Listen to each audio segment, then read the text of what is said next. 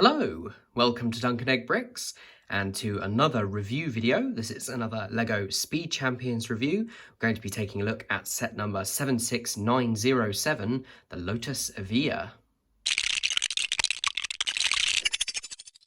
Now, a couple of apologies first. Firstly, for the pronunciation of that name. I think it's Evija or possibly Evija. I don't actually know, so it's this green lotus. And secondly, apologies again for the lack of videos recently.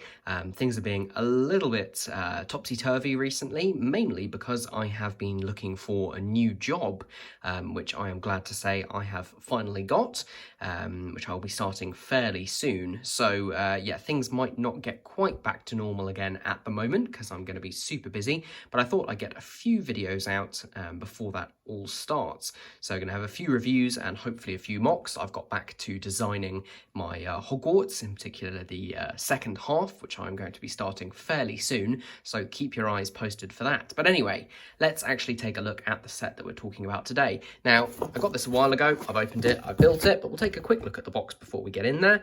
Just a standard Speed Champions box, the 8-wide style. Get some good shots of the front detail and the rear of the car as well, and you also get a picture which has been slightly destroyed by the thumb tab of the actual car, which you'll notice is a very kind of fluid, curvy design, which is not super can't even speak at this point. I am filming this today, the day that the video is posted, so it's the hottest day in Britain this year. It's ridiculously hot today. Anyway, yeah, it's quite a curvy car, so we shall see how LEGO managed to do that. So here is said car. Let me just tilt the camera down a little bit.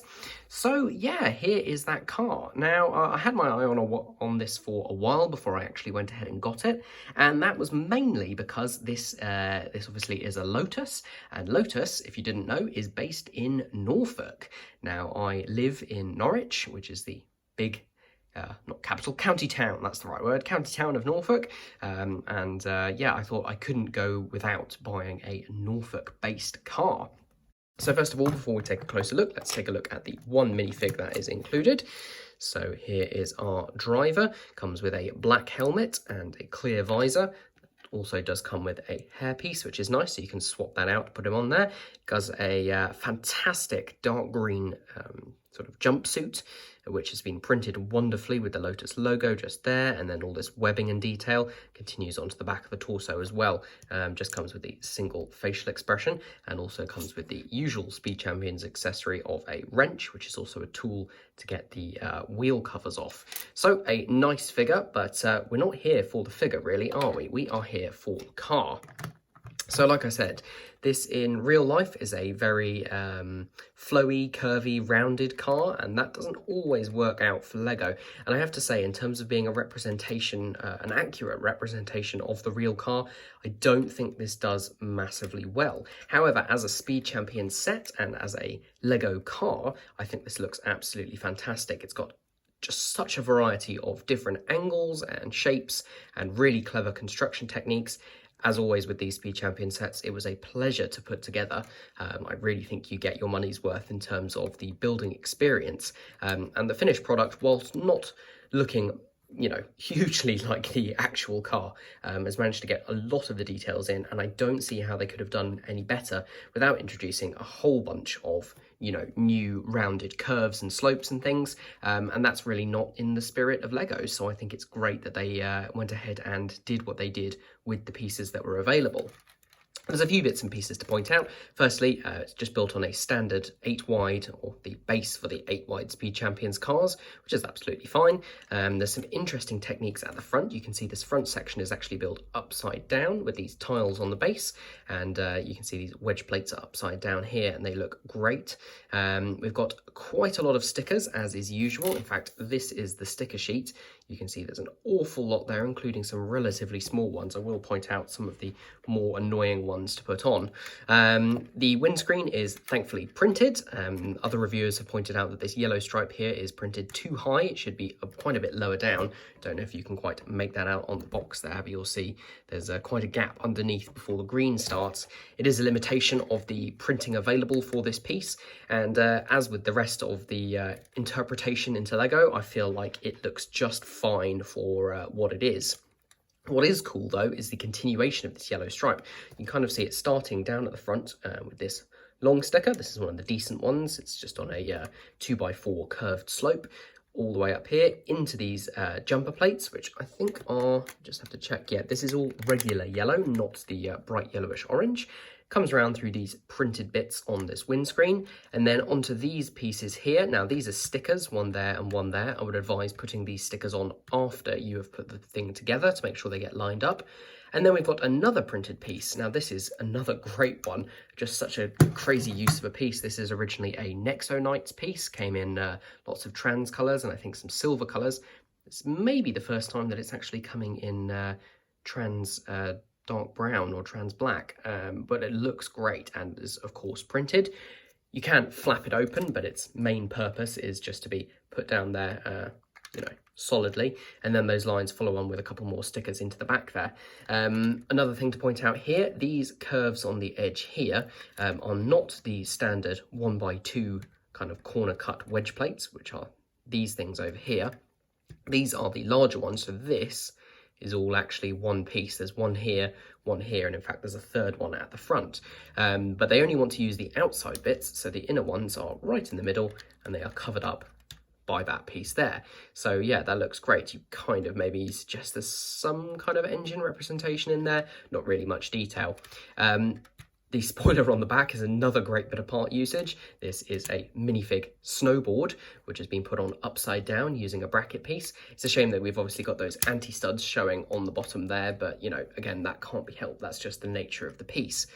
Round at the back, we've got a really nicely done brick-built representation of the rear lights of the car. As with everything else, it's blockier than the real life thing, but I love the fact that they actually decided to go for a brick-built version rather than taking the easy route out and putting some large stickers there. This bit is potentially the weakest point, just these little bits here, they flap around, and again, they've got stickers on them for the exhaust pipes. Always a shame when there's stickers rather than parts, but I get why they wanted that shape there. Some really nice shaping that all comes together down here. Just really lots of nice shaping overall. It's just a shame there are so many stickers, like this yellow stripe along here. I tried to be very careful. There's one sticker there, another sticker, and then another sticker there. So yeah, it is a shame. It's kind of continued onto the front with those quarter round tiles there. Got the newer wedge, not wedge plates are they? The newer wedges for the headlights, which again is great. Those are a really nice shape, and those are nicely printed headlights there. See a matching pair, one there, one there. Those are great prints. And if we open up the inside, the instructions show you to build this with the steering wheel on the left, but considering this is a British car, I thought I couldn't not build it with the steering wheel on the right. Absolutely fine, just mirror the way that you build it. Space inside for 2 figures and a stickered center console. This design around the edge, these, just not the parts you'd expect. These are inverted 2x2 slopes, but the ones that go from a single stud and then branch out to 4, the kind of corner inverted ones, and they actually hold the sides on here, and then the sides do flap about a bit, or they would flap about if it weren't for the stud in there. So they actually just line up with the edge of that stud there. It's, again, just brilliant Lego geometry that, you know, I don't know how on earth they would think about that. Oh yeah, another connection to show is the way that these pieces here are fixed on.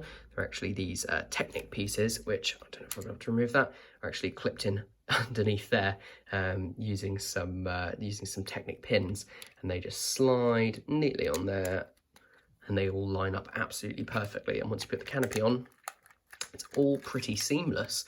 So yeah, another good Speed Champions car. Building up quite a collection of these now. I will definitely be getting the Aston Martin DB5 when that comes out in August.